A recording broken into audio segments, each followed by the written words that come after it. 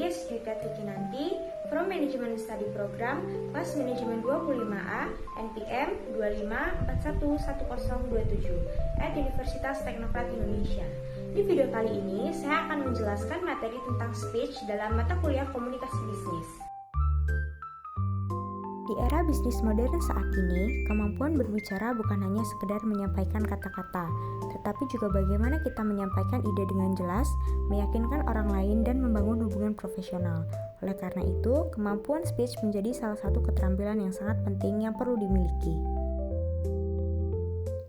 Yang pertama, kita bahas pengertian speech. Speech adalah kemampuan menyampaikan pesan secara lisan kepada audiens dengan tujuan tertentu, seperti memberikan informasi, mempengaruhi, atau meyakinkan.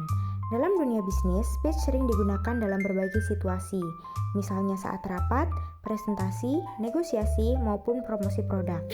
Agar speech dapat berjalan dengan baik, ada beberapa ciri yang perlu diperhatikan. Yang pertama, harus jelas dan mudah dipahami. Kedua, terstruktur dengan baik. Ketiga, sesuai dengan audiens yang kita hadapi.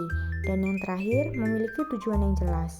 Jadi, speech yang baik bukan hanya soal berbicara, tapi juga bagaimana pesan itu bisa diterima dengan efektif oleh audiens. Selanjutnya, kita masuk ke tujuan speech dalam bisnis. Tujuan pertama adalah menyampaikan informasi secara efektif, misalnya saat kita menjelaskan laporan atau strategi kepada tim. Kedua, adalah mempengaruhi keputusan, baik itu klien, investor, maupun rekan kerja. Kemudian, speech juga bertujuan untuk membangun hubungan dan kepercayaan profesional. Cara kita berbicara bisa mencerminkan sikap dan kredibilitas kita. Dan yang terakhir, meningkatkan citra perusahaan.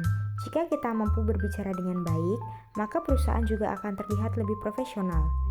Jadi bisa disimpulkan bahwa speech yang baik sangat mempengaruhi terhadap keberhasilan komunikasi bisnis. Dalam dunia bisnis, terdapat beberapa jenis speech yang sering digunakan. Yang pertama adalah presentasi, yaitu saat kita menyampaikan laporan, ide, atau proposal. Yang kedua adalah pitching, yaitu menawarkan produk atau ide bisnis kepada investor atau klien. Yang ketiga adalah negosiasi, yang bertujuan untuk mencapai kesepakatan yang menguntungkan kedua belah pihak. Dan yang terakhir adalah public speaking, yaitu berbicara di depan umum dalam acara seperti seminar, workshop, atau event perusahaan. Setiap jenis speech ini memiliki pendekatan yang berbeda, sehingga kita perlu menyesuaikan cara penyampaiannya. Agar speech yang kita sampaikan efektif dan menarik, ada beberapa teknik yang bisa kita terapkan.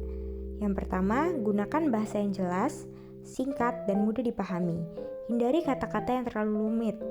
Yang kedua, susun materi secara sistematis, mulai dari pembukaan, isi, hingga penutup. Ketiga, jaga kontak mata dengan audiens agar tercipta koneksi.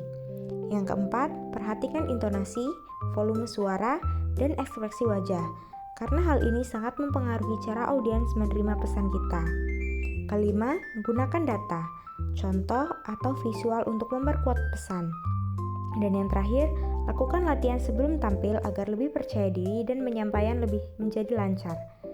Teknik-teknik ini sederhana, tetapi sangat berpengaruh terhadap keberhasilan speech kita. Sebagai penutup, dapat kita simpulkan bahwa speech merupakan keterampilan yang sangat penting dalam komunikasi bisnis. Dengan kemampuan speech yang baik, kita dapat menyampaikan pesan dengan jelas, mempengaruhi audiens, serta membangun hubungan profesional yang baik. Oleh karena itu, kemampuan berbicara tidak datang secara instan, tetapi perlu terus dilatih dan dikembangkan. Semakin sering kita berlatih, maka semakin percaya diri dan efektif kita dalam berkomunikasi. Sekian yang dapat saya sampaikan, terima kasih atas perhatiannya. Thank you so much for watching and I hope you enjoy the presentation. See you in next video.